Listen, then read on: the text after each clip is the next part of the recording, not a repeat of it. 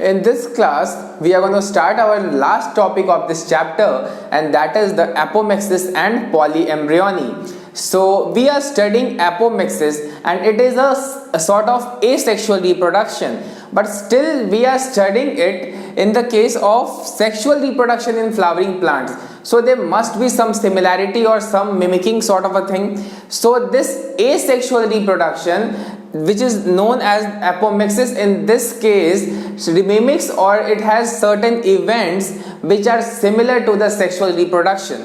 So that is why we are studying it under sexual reproduction. So it is actually a asexual reproduction, but we are studying it under sexual reproduction. So apomixis includes embryo development or the seed formation without fertilization. That is, in the case of sexual reproduction or syngamy, we know that fertilization has to occur. A male gamete has to fuse with a female gamete, but here that will not occur. That is, in the case of apomixis, fertilization or syngamy that we call it does not occur. Here the embryo will be formed through certain different methods, but those embryo will not be randomly formed. All the events of sexual reproduction that are normally occurring, most of those events occur here. For example, in sexual reproduction, we had studied about the formation of embryo sac. So embryo sac will be formed here, antipodal cells will be formed here, polar nuclei will be formed here,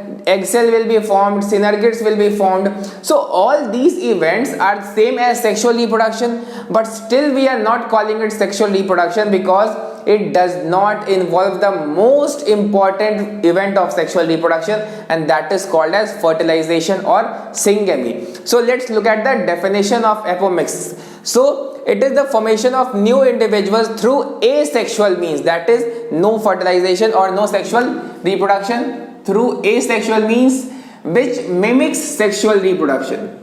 So this is saying that it is a sort of asexual reproduction, but it is mimicking sexual reproduction. So we will see later how, like seed formation but without fertilization. We know that seeds are product of sexual reproduction because we know after the ovule gets fertilized, the ovule forms the seed and the ovary forms the fruit. So this seed will be formed here, but no fertilization will occur. That is, the seed formation or the formation of the embryo sac is an event of sexual reproduction. But here we are not seeing that sexual reproduction, but still seeds are being formed, embryo sac is being formed. That is why it is said that this apomixis, even though it is asexual reproduction, it is mimicking or copying the events of sexual reproduction.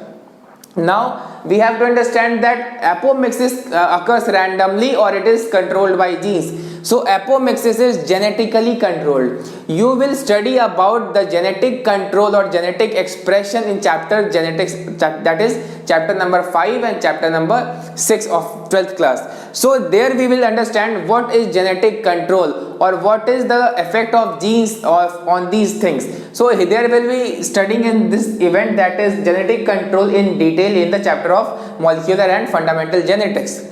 Now there are two categories of plants where we observe normally, that is some species of grasses and asteraceae. So in these two groups we normally observe apomixis. So these are the common examples of apomixic or apomictic plants. So now we know what is apomixis. So apomixis is asexual reproduction. It mimics sexual reproduction. Seed will be formed but without fertilization. These are the main points that we have to remember about apomixis. Now we have to understand how apomixis takes place. These are not the types of apomixis, these are the methods of apomixis, or those are the processes which lead to apomixis. So we have to understand those processes. So the first one is called as agamospermy. So the first one is agamospermy. It is saying that asexual seeds are formed, obviously because we know that it is an asexual means. So asexual seeds are formed. Now it is of two types. The first one is non-current. So here what happens, that a haploid embryo will be formed. तो यहाँ पर जो haploid embryo बन रहा है वो unviable होगा, यानी कि हमने पढ़ा था जो सीड्स होते हैं जो कि जर्मिनेट कर सकते हैं उन्हें कहते हैं viable seeds, but here the seeds are not germinating or they won't have germinating ability. So the seed will be formed but it will be unviable because it cannot germinate. Why? Because the embryo is haploid. So we are studying here the case of sexual reproduction or in angiosperms. So in angiosperms the haploid embryo cannot germinate, but in lower organisms like alga or the thallophyta or the bryophyta, haploid embryo might develop. So in case of angiosperm, seeds are formed because seeds are not formed in alga or bryophyta. So if we talk about haploid embryo, then haploid embryo might be able to develop in the lower organisms but not in the case of angiosperms. So here embryo or the seed will be unviable, so obviously that cannot form a new individual. The other one is important and that is recurrent. So here what happens, all the cells of the embryo sac are diploid. हमने पहले पढ़ा था कि embryo sac के जो sales होते हैं वो होते हैं N. हमने पढ़ा था एम्ब्रियो सैक के 3 एंटीपोडल, 2 पोलर न्यूक्लियाई और 3 लोअर एंड पे होते हैं, दैट इज सिनर्गिड्स और 2 सिनर्गिड्स और 1 एग सेल. तो एम्ब्रियो सैक के अंदर सभी सेल्स तो होते हैं हैप्लॉइड यानी कि N, लेकिन यहां पर क्या हो रहा है, एम्ब्रियो सैक के सभी सेल्स हैं 2N. यानी कि एम्ब्रियो सैक में जहां पर नॉर्मली हैप्लॉइड सेल पाए जाते हैं, यहां पर डिप्लॉइड सेल पाए जा रहे हैं. This is the difference. Now we have 2 types of recurrent. One is apospory. तो एपोस्पोरी में क्या हो रहा है कि न्यूसेलस का कोई सेल से ये डिराइव किया जा रहा है, या फिर डिप्लोस्पोरी. डिप्लोस्पोरी में क्या हो रहा है कि जो भी सेल्स हैं एम्ब्रियो सैक के वो अल्टीमेटली तो हैप्लॉइड या फिर डिप्लॉइड मदर सेल से आते हैं. तो diploid megaspore mother cell, that is diploid megaspore mother cell में मियोसिस होता है, उसके बाद बनते हैं एम्ब्रियो सैक के सेल्स. लेकिन यहाँ पर mother megaspore mother cell diploid है, तो बाकी जो भी सेल्स उससे डिराइव होंगे वो बिना मियोसिस के डिराइव होंगे. तो बिना मियोसिस के डिराइव होंगे तो वो भी क्या हो जाएंगे, डिप्लॉइड. लेकिन अगर माइटोसिस हो रहा होता या फिर बिना मियोसिस हो रहा है यानी कि माइटोसिस हो रहा है, लेकिन अगर मियोसिस होता तो क्या होता, एम्ब्रियो सैक के सेल्स क्या होते, हैप्लॉइड होते. लेकिन न्यूसेलस, हमें पता है कि न्यूसेलस क्या होता है, वो भी डिप्लॉइड होता है, तो वो भी 2N हो गया. और diploid megaspore mother cell, MMC means megaspore mother cells, तो ये सभी डिप्लॉइड हैं. तो अगर एम्ब्रियो सैक के जो सेल्स हैं न्यूसेलस से डिराइव होंगे या डिप्लॉइड मेगास्पोर मदर सेल से डिराइव होंगे बिना मियोसिस के, तो सेल्स जो होंगे एम्ब्रियो सैक के वो सभी तो सभी के सभी क्या हो जाएंगे, डिप्लॉइड हो जाएंगे, क्योंकि मियोसिस तो हुआ नहीं. और हमें पता है कि न्यूसेलस में मियोसिस तो होता नहीं है, न्यूसेलस एक अलग टाइप का स्ट्रक्चर है, न्यूट्रिटिव स्ट्रक्चर होता है. और डिप्लॉइड मेगास्पोर मदर सेल में भी यहाँ पर मियोसिस नहीं हुआ. तो एम्ब्रियो सैक का सेल चाहे न्यूसेलस से बने चाहे इससे बने, सारा का सारा डिप्लॉइड होगा. This is what we have to remember. So we have to understand one small thing and that is called as diploid parthenogenesis. So कभी कभी जो एम्ब्रियो बनता है वो नॉर्मली फर्टिलाइजेशन से बनता है, उसमें पॉलिन ग्रेन का एक गैमीट आता है और एग सेल के साथ फ्यूज करता है. तो नॉर्मल एम्ब्रियो उस फर्टिलाइज्ड एग सेल से बनता है या फर्टिलाइज्ड पार्ट, उसको हम कहते हैं जाइगोट. तो यहाँ पर एग सेल यानी कि 2N है. नॉर्मली एग सेल क्या होता है, N होता है, लेकिन यहाँ पे एग सेल है हमारा 2N. तो 2N एग सेल से अगर एम्ब्रियो का या इंडिविजुअल का फॉर्मेशन होता है तो उसे कहते हैं डिप्लॉइड पार्थेनोजेनेसिस. आपने पढ़ा होगा बीज वाले के सेक्शन में कि हनी बीज में भी होता है पार्थेनोजेनेसिस.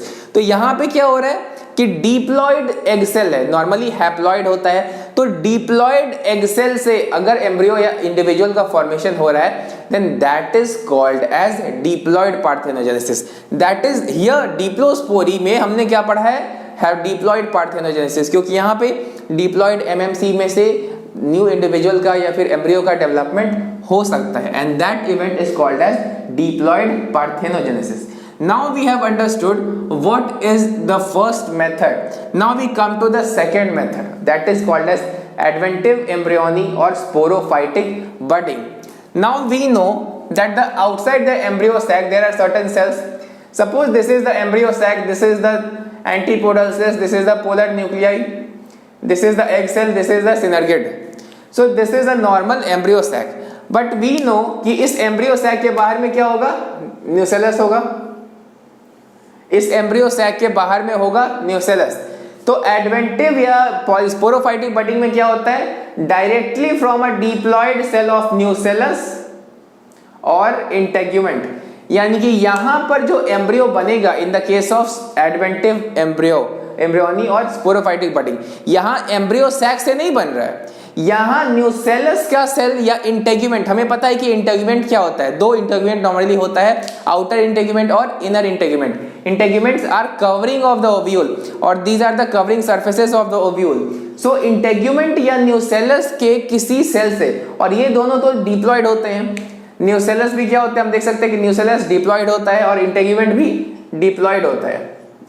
तो in both these cases the embryo will be diploid, so it can be said that these diploid cell will give rise to the diploid embryo।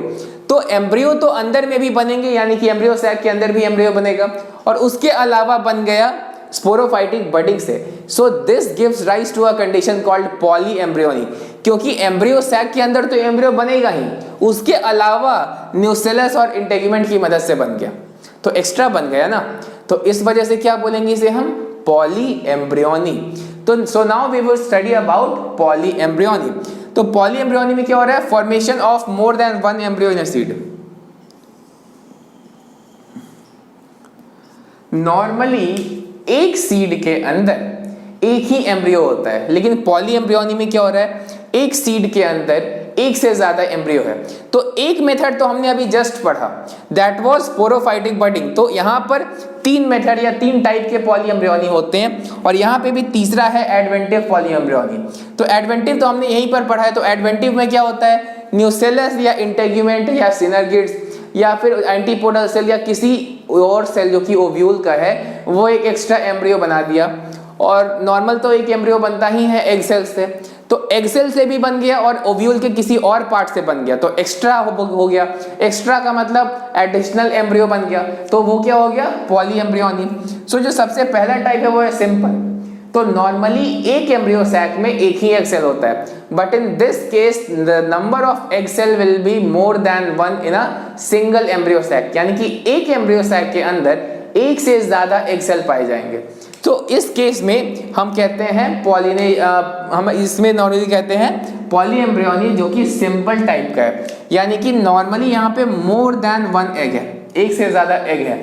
तो एक से ज्यादा एग है तो एक से ज्यादा फर्टिलाइजेशन भी हो सकता है, तो एक से ज्यादा फर्टिलाइजेशन हुआ है तो ऑब्वियसली पॉली एम्ब्रियोनी हो जाएगा, वहां पर एक से ज्यादा एम्ब्रियो बन जाएंगे। उसका एग्जाम्पल हमारे पास है सिट्रस और कैसोरिना। तो सिट्रस में वही सब आते हैं जैसे कि ऑरेंजेस, लाइम, लेमन, ये सारे फ्रूट्स आते हैं। Now we come to the second type, that is the cleavage. So cleavage polyembryony में क्या होता है कि हमने जब हमारा एम्ब्रियोजेनेसिस पढ़ा था तो उसमें हमने देखा था ग्लोबुलर एम्ब्रियो। तो ग्लोबुलर एम्ब्रियो में कई बार सेपरेशन या स्प्लिटिंग हो जाता है, तो एक एम्ब्रियो टूट के दो या दो से ज्यादा एम्ब्रियो में डिवाइड हो जाता है, और जो भी पार्ट्स टूट के एम्ब्रियो से अलग हुए हैं वो सारे पार्ट एक न्यू एम्ब्रियो फॉर्म करते हैं। तो एक एम्ब्रियो पहले था वो अलग अलग एम्ब्रियो में डिवाइड कर गया और सारे पार्ट्स एक न्यू एम्ब्रियो फॉर्म कर देंगे। सो उस तरह के हम एम्ब्रियो को या फिर उस तरह के अकरेंस को हम कहते हैं दिस क्लीवेज पॉली एम्ब्रियोनी। और तीसरा टाइप है हमारा एडवेंटिव पॉली एम्ब्रियोनी। तो उसका तो हमने एग्जांपल देख लिया कि जो एग सेल से बनेगा वो तो बनेगा ही, उसके अलावा ओव्यूल के किसी और पार्ट से एम्ब्रियो बन रहा है, तो एक से ज्यादा एम्ब्रियो हो गए तो उसे हम बोलते हैं एडवेंटिव पॉली एम्ब्रियोनी। तो एडवेंटिव पॉली एम्ब्रियोनी में इंटेग्यूमेंट के सेल हो सकते हैं, न्यूसेलस के सेल हो सकते हैं, सिनर्गिड्स हो सकते हैं, एंटीपोडल सेल्स हो सकते हैं। बेसिकली एग सेल के अलावा कोई भी सेल एक्स्ट्रा एम्ब्रियो बना रहा है तो वो हो जाएगा adventive poly embryony. So here integument या सिनर्गिड्स एंटीपोडल सेल्स से बन सकते हैं या न्यूसेलस से बन सकते हैं। We can see its example. अब एक बात बहुत अच्छे से याद रखना है कि जो हमारा क्लीवेज पॉली एम्ब्रियोनी है ये जनरली जिम्नोस्पर्म्स में ही ऑब्जर्व किया जाता है, और खासकर पाइनस के अंदर। पाइनस के एग्जांपल आपने 11th क्लास में पढ़े होंगे प्लांट किंगडम में। तो ये जो क्लीवेज पॉली एम्ब्रियोनी है वो जनरली जिम्नोस्पर्म में ऑब्जर्व किए जाते हैं। और ये जो लास्ट वाला है that is adventive polyembryony, ये मैंगोज में ऑब्जर्व करते हैं, ऑरेंजेस में ऑब्जर्व करते हैं। Likewise we can see these examples, that is Mangifera, Mangifera indica is mango. Likewise citrus में ऑरेंजेस हो गए या फिर लाइम या लेमन हो गए, तो ये सारे सिट्रस फ्रूट्स हैं। फिर ओपनशिया में भी होता है ये। So these are the common examples of this adventive और sporophytic budding polyembryony. Now we have to understand why apomixis is important for us. So in genetics chapter you will understand that there are certain events occurring in the case of sexual reproduction. So because of sexual reproduction certain traits are separated. So हर साल हम लोग hybrid seeds produce करते हैं और hybrid seeds के जो future generations होंगे यानी कि हाइब्रिड सीड से जो प्लांट हुआ उसका जो सीड होगा उसमें वो सारे कैरेक्टर्स वो सारे ट्रेट्स उस कॉम्बिनेशन में नहीं होते हैं जो हम चाहते हैं. तो सेक्सुअल रिप्रोडक्शन की वजह से न्यू कैरेक्टर्स या न्यू ट्रेट्स का कॉम्बिनेशन बनता है. सो हाइब्रिड जो हमने बनाया है उस हाइब्रिड में जो भी हमने कैरेक्टर्स को कंबाइन किया था वो कैरेक्टर्स हाइब्रिड के बच्चे में कंबाइंड नहीं रह पाएंगे. इस वजह से हमें हर साल न्यू हाइब्रिड प्लांट को क्रिएट करना पड़ता है. लेकिन अगर हम उसमें एपोमिक्सिस करा दें तो एपोमिक्सिस तो एक तरह का एसेक्सुअल रिप्रोडक्शन है और एसेक्सुअल रिप्रोडक्शन में कैरेक्टर्स कंबाइन नहीं करते हैं, न्यू वेरिएशंस नहीं आते हैं. तो अगर हम हाइब्रिड में किसी तरह का एपोमिक्सिस करा सकते हैं तो उससे क्या होगा कि हाइब्रिड सीड्स के जो प्लांट्स होंगे और फिर उनके जो सीड्स होंगे उन सीड्स में वही कैरेक्टर होंगे जो हम चाहते हैं कि हो. तो इसीलिए हाइब्रिड सीड्स हमें हर साल प्रोड्यूस नहीं करने पड़ेंगे. तो हमारे लिए अगर हम हाइब्रिड वेराइटीज में एपोमिक्सिस कर पाएं तो हमें वैसे हाइब्रिड वेराइटीज का हर साल न्यू सीड प्रोड्यूस करने की ज़रूरत नहीं है क्योंकि उनमें एपोमिक्सिस होगा तो अच्छा वाला जो कैरेक्टर है, अच्छा वाला जो ट्रेट है वो कंबाइंड रहेगा. तो हमारे जो फार्मर्स हैं हमारे फार्मर्स को हर साल न्यू सीड्स नहीं खरीदने होंगे. प्रीवियस ईयर जो उन्होंने क्रॉप लगाया उसी के थोड़े से सीड्स वो बचा के रख सकते हैं, नेक्स्ट ईयर सो कर पाएंगे. लेकिन नॉर्मली क्या होता है कि हर साल उन्हें न्यू हाइब्रिड सीड्स को खरीदना पड़ता है. लेकिन अगर हम उस हाइब्रिड में एपोमिक्सिस कर दें तो हमारे फार्मर्स को बहुत अच्छा सा बेनिफिट हो जाएगा क्योंकि हम उन्हें हर साल हाइब्रिड सीड्स पे एक्सपेंडिचर नहीं करना पड़ेगा. So apomixis can be beneficial for us. तो हम जानते हैं कि apomixis is genetically controlled. We have seen कि हमारे पास एपोमिक्सिस के बारे में ये इंफॉर्मेशन है कि एपोमिक्सिस को हम जेनेटिकली कंट्रोल कर सकते हैं. तो हम चाहते हैं कि जो हमारे हाइब्रिड वेराइटीज हैं तो एपोमिक्सिस वाले जीन्स को हम हाइब्रिड वेराइटीज में इंट्रोड्यूस कर दें. अब ये प्रोसेस कैसे होता है ये आप लोग पढ़ोगे बायोटेक्नोलॉजी में आफ्टर स्टडिंग योर जेनेटिक्स चीज. तो जिन प्लांट्स में एपोमिक्सिस होता है उनका जीन्स को हम चाहते हैं कि हाइब्रिड में इंट्रोड्यूस कर दें. So we would study about how to introduce any foreign gene into a different species in our biotechnology chapter. So we will be studying this over there. And now with this portion we have completed our second chapter of 12th, that is the reproduction in angiosperms or flowering plants. So this was our last topic, and apomixis and polyembryony both are very much linked because the examples are very much common. As you can see that diploid parthenogenesis or this sporophytic budding. So this sporophytic budding यहाँ भी है और यहाँ भी है. That means कि काफी दोनों ये linked होते हैं. That is why we are studying it at the same time. That is apomixis and polyembryony we have studied at the same time because these two are very much linked. So now we will be closing this chapter because now we have completed the last topic of this chapter.